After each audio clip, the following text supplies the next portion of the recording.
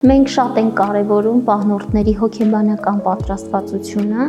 ստրեսային իրավիճակներին, կրիտիկական իրավիճակներին եւ դա կարևորելով կազմակերպում ենք տրենինգային հանդիպումներ, որտեղ իրականացնում ենք տարբեր հոգեբանական խնդիրների քննարկումներ, տարբեր թեմաներով վերլուծություններ ենք իրականացնում,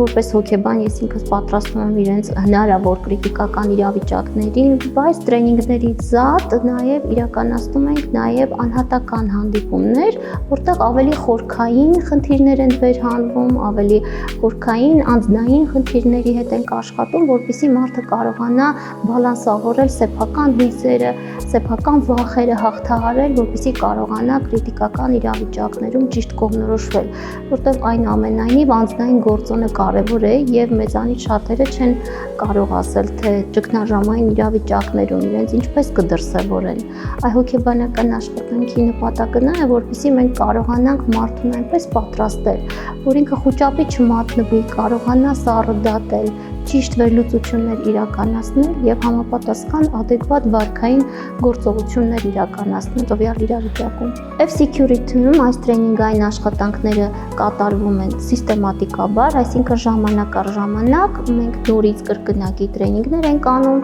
նորից իրականացնում ենք աշխատանքներ, այսինքն